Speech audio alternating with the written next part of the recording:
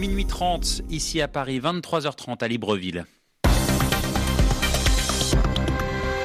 C'est parti pour 30 minutes d'actualité africaine avec Sylvie Berruet. Bonsoir Sylvie. Bonsoir Romain, bonsoir à tous. À la une, le Gabon avec la première audience publique de la Cour constitutionnelle. La Cour qui doit valider ou non l'élection d'Ali Bongo. Nous appellerons notre envoyé spécial à Libreville, Karine Franck. En RDC, après les troubles survenus en début de semaine à Kinshasa, l'ONG congolaise Journalistes en danger dénonce les violences contre des journalistes, dont la correspondante de RFI. L'ONG réclame l'ouverture d'une enquête. En Guinée, les retrouvailles entre le pouvoir et l'opposition. Objectif, poser les bases d'un nouveau dialogue politique. C'est ce que nous dira Pierre Pinto. Dans l'actualité encore, la lutte contre le terrorisme en Afrique. Cette menace appelle une réponse collective. Déclaration du président camerounais Paul Biya à la tribune des Nations Unies. Enfin, l'économie et le début à Paris des rencontres Africa 2016. Première édition d'un forum d'affaires entre sociétés françaises et africaines. 800 entreprises ont répondu présent. Au Gabon, on attend toujours la décision de la Cour constitutionnelle qui doit valider ou non la réélection d'Ali Bongo. En principe, la décision est attendue ce vendredi. Ce soir avait eu lieu une audience publique de la Cour constitutionnelle. Karine Franck, vous êtes en direct pour RFI. Karine, une séance qui marque la fin de la procédure d'instruction. Et pendant plus d'une heure et demie, le juge rapporteur a égrené les arguments et les contre-arguments des deux camps. Un rapport très long, a conclu la présidente de la Cour dans un sourire. Puis les avocats des deux parties ont fait leurs observations. Celui de Jean Ping, tout d'abord, venu avec des piles de procès-verbaux. Il se plaint de l'opacité de la procédure, de l'absence de confrontation des PV. Il estime que l'analyse du rapporteur n'est pas suffisante. Puis autour de l'avocat d'Ali Bongo, vous êtes le médecin de ce pays, lance-t-il en s'adressant à la présidente de la Cour, et de brandir lui aussi des PV avant de s'exclamer: il n'y a pas un droit électoral pour une province et un droit électoral pour les autres. Quant au ministère public, il propose que la Cour accepte un recomptage, mais pour l'ensemble du pays, l'affaire est à présent mise en délibéré. Puis la présidente Marie-Madeleine Boransouo a eu cette phrase importante: en principe, la décision pourrait être rendue lors de l'audience du 23 septembre, mais je demande au greffier de communiquer la date et l'heure exacte au conseil des deux parties. Une phrase ambiguë, en principe demain, mais peut-être pas. Merci beaucoup Karine Franck, en direct de Libreville avec Richard Riffono, nos envoyés spéciaux. Et puis dans l'attente de la décision de la Cour constitutionnelle, mais aussi dans la crainte de nouveaux débordements, les Gabonais ont pris leurs précautions, fait des provisions avant le week-end. Quant au lycée français situé près du quartier général de Jean Ping, il a fermé ses portes aujourd'hui et devrait faire de même demain.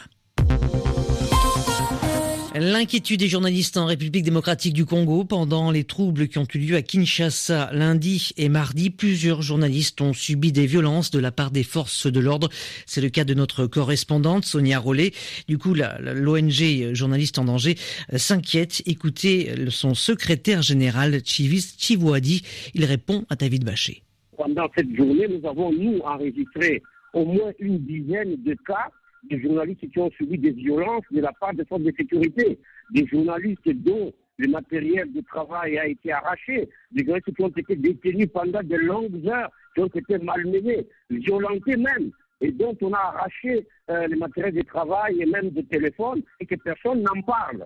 Voilà pourquoi nous avons voulu attirer l'attention des autorités pour que des enquêtes puissent être menées, qu'on puisse identifier les personnes qui s'en sont pris à des journalistes, que des sanctions soient infligées à ces personnes pour que de tels cas ne puissent pas se reproduire, alors que tout le monde sait que le pays entre dans une zone de turbulence politique et que des journalistes vont être exposés par rapport à leur travail. Il faut donc que les autorités puissent lancer des signaux clairs pour dire que des journalistes et des médias doivent pouvoir faire leur travail dans cette période assez trouble que nous allons commencer. Le secrétaire général de l'ONG Journalistes en danger. Et puis lors de son point de presse, le ministre de la Communication, Lambert Mende, a assuré à propos du seul cas de notre correspondante à Kinshasa qu'il s'agissait d'une rafle par erreur, assurant qu'elle et son confrère de l'AFP n'avaient commis aucune faute.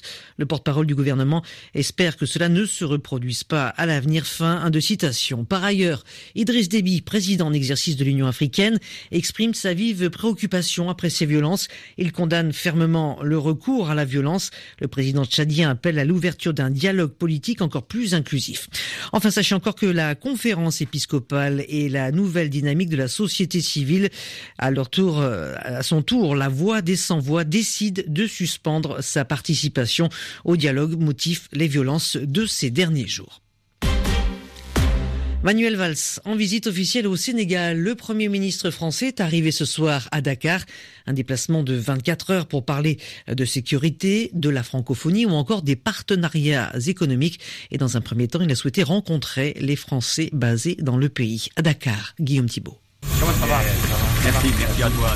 Protocole oblige, c'est le Premier ministre Mohamed Boun Abdallah Dionne qui a accueilli Manuel Valls sur le tarmac. Les deux hommes se connaissent bien, se tutoient, 15 minutes de tête-à-tête à huis clos, puis direction la résidence de l'ambassadeur de France. Devant 600 invités, Manuel Valls lance une pique à Nicolas Sarkozy et revient sur sa sulfureuse déclaration de 2007. L'homme africain n'est pas assez rentré dans l'histoire. Je crois profondément que l'homme africain est plus que jamais dans l'histoire. Manuel Valls répond aussi à Macky Sall. Il y a 10 jours, le président sénégalais a appelé les élites des États occidentaux à tout faire pour éviter les amalgames entre islam et terrorisme. Et je veux d'ailleurs saluer la justesse et la hauteur des mots du président Macky Sall, appelant les Sénégalais à rejeter ceux qui voudraient nous conduire à un conflit de civilisation. Alors que le débat sur les accords de partenariat économique entre les pays d'Afrique de l'Ouest et l'Europe déchaîne les passions, Manuel Valls a prôné cette relation économique. Le destin de l'Europe et de l'Afrique doit se jouer ensemble, sur un pied d'égalité. Sans citer les États africains où l'instabilité politique règne, Manuel Valls a enfin vanté la démocratie sénégalaise. Le Sénégal est un pôle de stabilité, un pays qui montre l'exemple. Et c'est important parce que c'est la démocratie qui est aujourd'hui attaquée. Guillaume Thibault, Dakar, RFI. Et la lutte contre le terrorisme, il y en a été question aux Nations Unies. Le président du Cameroun s'est exprimé sur ce dossier. C'était lors de l'Assemblée générale de l'ONU. On écoute Paul Biya. Ce n'est plus une affaire de promesses. C'est le temps de l'engagement. C'est le temps de l'action. Nos efforts rencontreront divers obstacles, dont la persistance des conflits et la montée du terrorisme. Mon pays peut en parler en connaissance de cause, lui qui mène depuis 3 ans une véritable guerre contre ces derniers fléaux. Cette menace d'un type nouveau à la paix et au développement appelle une réponse, une détermination et une action collective. L'objectif 16 du programme du développement durable, qui met l'accent sur la promotion et l'avènement de sociétés pacifiques et ouvertes à tous, devrait, en ce qui nous concerne, nous permettre de lutter efficacement contre Boko Haram. Le président Paul Biya, préoccupation du président camerounais alors que l'extrême nord de son pays a été de nouveau frappé par un attentat suicide hier. Et c'est la localité de Djakana, à quelques kilomètres de la frontière du Nigeria, qui a été ciblée. 3 personnes ont été tuées, plusieurs autres ont été blessées. Boko Haram sévit particulièrement dans cette région. Au Maroc, on a appris que la police avait arrêté ces derniers jours plusieurs djihadistes présumés. Parmi eux, un homme qui aurait prêté allégeance à l'organisation État islamique. Il a été interpellé près de Meknès hier. Vendredi, ce sont 3 autres personnes qui ont été appréhendées dans la région de Tanger. Et en Mauritanie, 11 personnes ont été déférées hier devant un juge d'instruction. Elles ont été inculpées d'appartenance à un groupe terroriste. Elles avaient été arrêtées juste avant le sommet de la Ligue arabe qui s'est tenu à Nouakchott. C'était en juillet. Selon leurs avocats, on leur reproche d'avoir distribué un tract dans lequel elles réclamaient la libération de prisonniers salafistes, faute de quoi, ces personnes se disaient prêtes à mener des actions terroristes contre l'État mauritanien. Vous écoutez RFI, il est 22h passées de 40 minutes à Conakry. Nous allons en Guinée, où l'opposition et la mouvance présidentielle se sont retrouvées aujourd'hui pour un nouveau dialogue politique. Dialogue qui doit durer plusieurs jours dans la capitale guinéenne. Cette rencontre fait suite au tête-à-tête entre le président Alpha Condé et le chef de file de l'opposition, Cellou Dalein Diallo. C'était le mois dernier. Une première journée destinée à définir l'ordre du jour, car c'est demain, vendredi, que les participants vont entrer dans le vif du sujet. Pierre Pinto. Comment faire appliquer les dispositions prises lors des dialogues précédents et notamment celui d'août 2015 qui prévoyait entre autres l'organisation prochaine d'élections locales et communales? C'est la première question qui sera débattue ce vendredi. Autre point à l'ordre du jour de ce dialogue, le cas des personnes arrêtées lors des manifestations politiques ou encore l'installation de la Haute Cour de justice. Enfin, la mise en place d'un organe de suivi des accords de ce dialogue. De part et d'autre, en tout cas, on salue l'ambiance qui a prévalu ce premier jour, qui augure bien de la suite. El Hadj Damaro Camara, porte-parole de la mouvance présidentielle. Cette fois-ci, je crois que le président de la République et le chef de file de l'opposition qui se sont rencontrés et continuent de se parler, c'est l'atmosphère apaisée dans laquelle ce présent dialogue commence qui nous donne beaucoup plus d'espoir. C'est le 5e dialogue du genre depuis l'accession au pouvoir d'Alpha Condé, souligne-t-on dans l'opposition. Les autres n'ont pas entièrement été suivis d'exécution. Alors pourquoi ça changerait cette fois? Aboubacar Silla, porte-parole de l'opposition. La seule garantie que nous avons, c'est l'engagement du président de la République qu'il a dit publiquement qu'il veillera désormais à notre demande à ce que les conclusions, aussi bien des dialogues passés que des dialogues à venir, soient effectivement respectées et appliquées. Nous avons exigé cet engagement personnel du président de la République. C'est à cette condition que nous avons accepté d'aller à ce dialogue. Sinon, on risquait d'aller à un dialogue de plus qui va aller accoucher d'un accord de plus. L'optimisme ambiant pousse en tout cas les uns et les autres à parler de quelques jours à une semaine pour boucler les travaux. En bref, à Madagascar, un violent incendie s'est déclaré hier au milieu de la forêt préservée de Nosikumba, l'une des îles volcaniques paradisiaques de l'archipel de Nosibé. C'était au nord-ouest de la grande île. L'incendie s'est déclaré en haut de la montagne sur la façade est de l'île, mais en raison des vents et de la sécheresse, il s'est rapidement propagé à la façade ouest. Aucune victime à déplorer, mais des hectares de forêt tropicale sont partis en fumée et ce soir, le feu n'était toujours pas à maîtriser. En Côte d'Ivoire, on apprend que la quasi-totalité des forêts qui sont classées dans ce pays, la quasi-totalité est en voie de destruction en raison à la fois d'occupations illégales mais aussi de défrichements sauvages. C'est ce qu'a annoncé ce jeudi à Abidjan le responsable national chargé de sa protection. L'orpaillage illicite pratiqué par des paysans devenus chercheurs d'or a également contribué à aggraver ce phénomène. L'économie et les rencontres Africa 2016, plus de 2300 inscrits pour ce rendez-vous qui rassemble à Paris jusqu'à vendredi soir les entrepreneurs de France et d'Afrique. Des rencontres qui doivent contribuer à développer un nouveau partenariat d'égal à égal entre Français et Africains.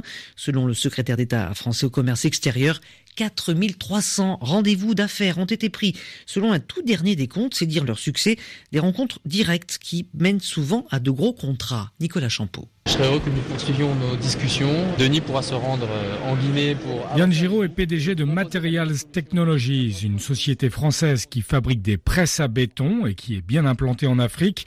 Il n'a pas perdu son temps lors de son entretien de 20 minutes avec un gros acteur du BTP en Guinée. 100%, on est en train de parler des dates pour se rendre en Guinée parce qu'un partenariat, ça nécessite forcément que la Guinée se rende en France mais que la France se rende aussi en Guinée.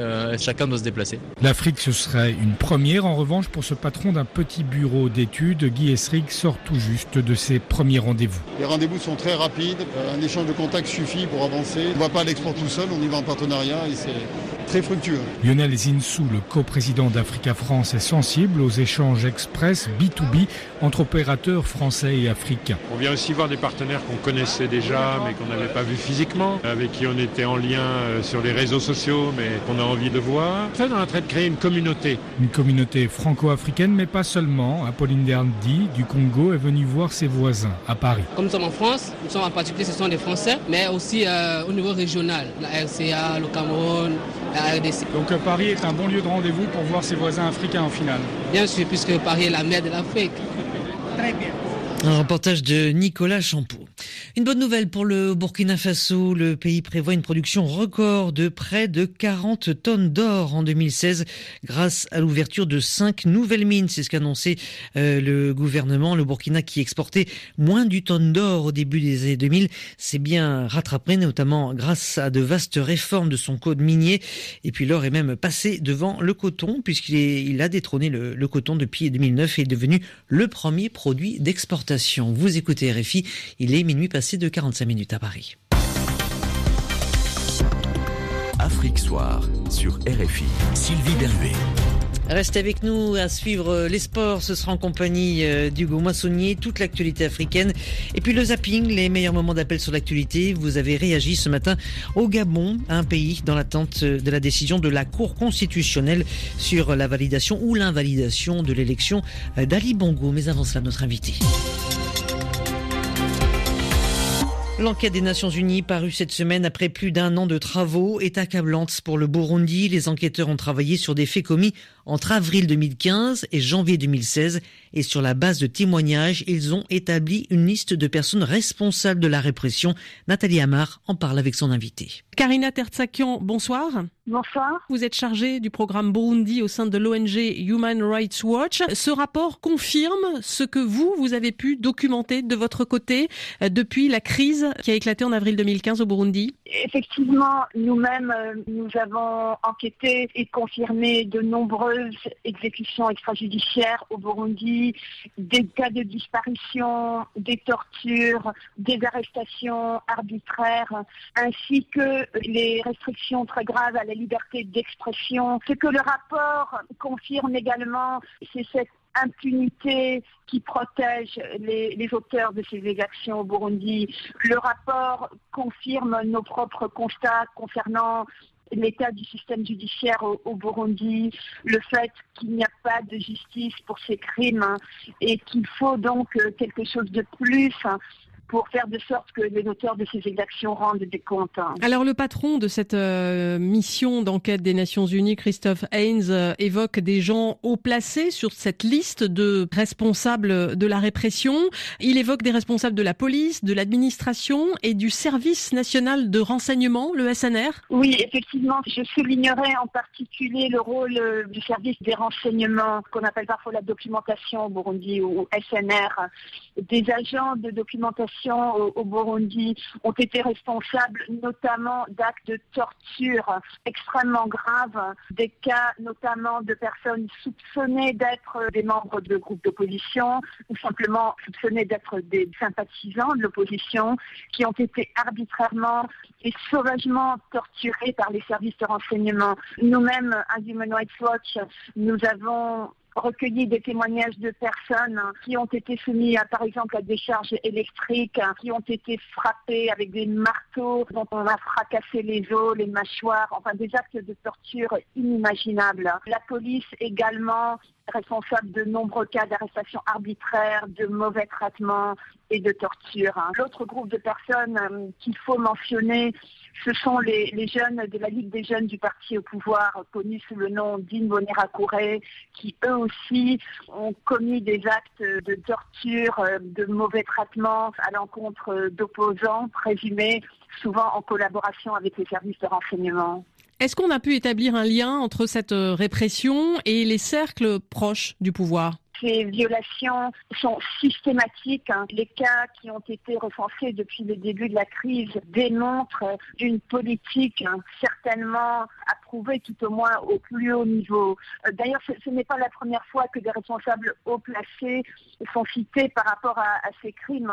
Vous vous souvenez peut-être l'année dernière que déjà l'Union européenne et les États-Unis avaient déjà imposé des sanctions à l'encontre de plusieurs personnes haut placées dans le régime, notamment des hautes autorités de la police et des services de renseignement. La répression continue pour vous de s'exercer, même si bon nombre d'opposants, de journalistes ont pour la plupart fui le pays ? Absolument, la répression continue, peut-être même s'est aggravée d'une certaine manière. Disons qu'il y a eu un durcissement de la part des autorités qui ne tolèrent absolument aucune expression critique, aucun détracteur, aucune personne même soupçonnée de donner des informations concernant ces exactions.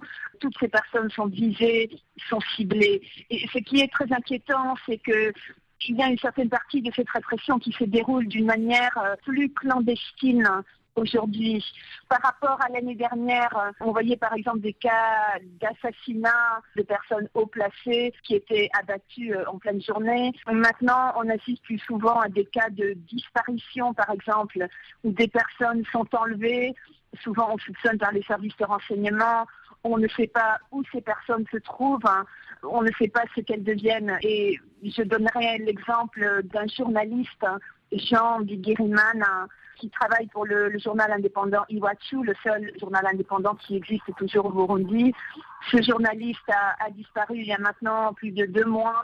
Personne ne sait où il se trouve, on ne sait même pas s'il est toujours en vie. Et le rapport suggère une enquête indépendante sur ces violations des droits humains au Burundi. Il suggère aussi le déploiement d'une protection civile pour les populations burundaises. Qu'en pensez-vous ? La commission d'enquête, c'est une recommandation d'ailleurs que Human Rights Watch avait déjà proposée il y a quelques mois. Il faut aller plus loin. La création d'une commission d'enquête internationale servirait d'un premier pas, ce serait une étape importante, une commission d'enquête qui irait plus loin et notamment établirait des responsabilités individuelles pour ces crimes pour que, par la suite, ces personnes soient traduites en justice. Sur RFI, le responsable de la communication de la présidence affirme ne pas craindre pour les autorités, malgré l'existence de cette liste dans le rapport des Nations Unies. Il parle de calomnie. Qu'est-ce que ça vous inspire ? Bon, c'est une réaction malheureusement qui est typique de l'attitude des autorités burundaises, qui chaque fois nient catégoriquement que des violations graves persistent, qui essayent de faire semblant que la situation au Burundi est normale et sécurisée, et qui cherchent à discréditer les organisations qui dénoncent ces violations. Les faits sont là, il suffit de lire ce rapport pour comprendre la réalité au Burundi. Karina Tertsakian, merci d'avoir été en ligne ce soir. Je rappelle que vous êtes chargée du programme Burundi au sein de Human Rights Watch. Je vous remercie. Karina Tertsakian répondait aux questions de Nathalie Amar sur RFI. Et les sports, c'est en compagnie d'Hugo Moissonnier. Bonsoir Hugo. Bonsoir Sylvie, bonsoir à tous. À la une, le football, 2 nouveaux joueurs porteront les couleurs du Togo à l'avenir. Préconvoqués il y a quelques jours pour la CAN 2017, Gilles Sounou et Péniel Mlapa ont donné leur accord à Claude Leroy. 2 nouvelles solutions offensives pour les éperviers. Le premier est bien connu des suiveurs de la Ligue 1 française. Gilles Sounou, 25 ans, joueur d'Angers. Il est passé par Arsenal avant de jouer à Lorient et puis Evian Tonon Gaillard. Il est champion d'Europe des moins de 19 ans, un titre remporté avec la France, son pays natal en 2010. Péniel Mlapa de son côté est natif de Lomé, mais le joueur âgé de 25 ans lui aussi est un pur produit de la formation allemande. Actuellement, il porte les couleurs de Borum en 2e division. Le Togo, je vous le rappelle, est déjà écarté de la course au prochain mondial. Le pays lancera sa préparation pour la CAN 2017 avec des amicaux face à l'Ouganda et face au Mozambique. Ce sera début octobre. Le Burkina Faso participera bien de son côté aux éliminatoires de la Coupe du Monde, puisque le sélectionneur des étalons a dévoilé aujourd'hui sa liste pour affronter l'Afrique du Sud. Paulo Duarte convoque 25 joueurs avec un retour, celui de l'attaquant Aristide Bansé, absent lors de la victoire face au Botswana. C'était au début du mois de septembre. D'autres cadres sont présents, les frères Traoré, Jonathan Pitroapa ou encore Charles Caboret. En revanche, le défenseur du Zamalek, Mohamed Kofi, est de nouveau absent. Le Burkina recevra l'Afrique du Sud dans un peu plus de 15 jours. Ce sera le premier match pour eux dans ce groupe D des éliminatoires Russie 2018. Et on va passer au mercato, Hugo. Le mercato qui se poursuit difficilement pour les joueurs africains actuellement libres de tout contrat. Oui, à l'instar d'Emmanuel Adebayor recalé par Lyon la semaine dernière, Marouane Chamakh et Mohamed Sissoko ne parviennent pas à trouver un nouveau club. Mis à l'essai plusieurs jours par West Bromwich Albion, ils n'ont pas convaincu le club britannique de les garder.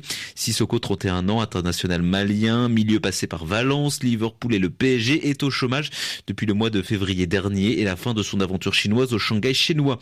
Marouane Chamakh, de son côté, est âgé de 32 ans. L'attaquant marocain, premier prix RFI Marc-Vivien Fouet de l'histoire, c'était en 2009, reste sur une triste saison sans but à Crystal Palace, toujours en Première Ligue. Et puis un ancien du championnat d'Angleterre pourrait lui se retrouver la Ligue 1 française. Le Béninois Stéphane Sessegnon, 32 ans lui aussi. Il devrait revenir, faut remettre les mots dans l'ordre, revenir dans l'Hexagone après 5 années passées en Première Ligue. Les 3 dernières du côté de West Bromwich Albion, justement. Le milieu aux 60 sélections avec les Écureuils pourrait rejoindre Montpellier. Il a passé ce jeudi la visite médicale, nous apprend le site du quotidien L'Équipe. Tout est OK pour nous, a déclaré l'un des dirigeants de l'équipe française. qui ajoute que le joueur aurait demandé 48 heures supplémentaires pour régler des affaires personnelles en Angleterre. Allez, on va aller au Sénégal pour refermer ce journal. Le Dakar qui s'apprête à accueillir dans quelques mois un nouveau marathon. L'événement a été présenté ce jeudi. L'an passé, c'était l'entreprise française Eiffage qui avait donné vie à cette course dans la capitale sénégalaise. En 2017, ce sont les organisateurs du marathon de Libreville qui prennent les choses en main.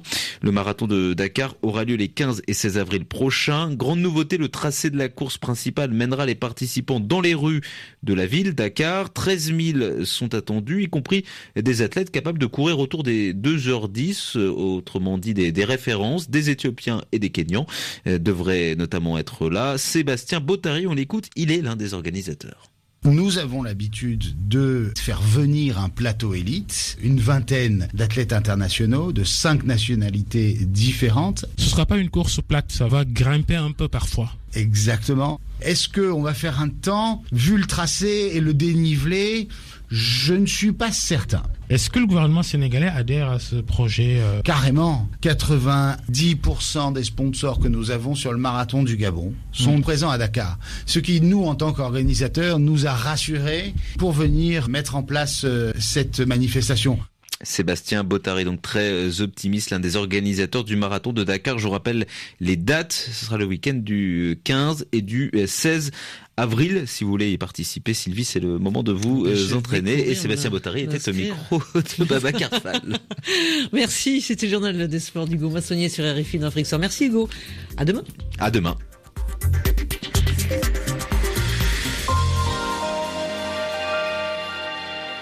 Priorité santé. Claire Hédon vous invite à poser vos questions sur le thème de demain. La gifle et la fessée sont encore très utilisées par les parents pour punir l'enfant. Quels en sont les dangers? Un professionnel de santé peut-il aider les parents?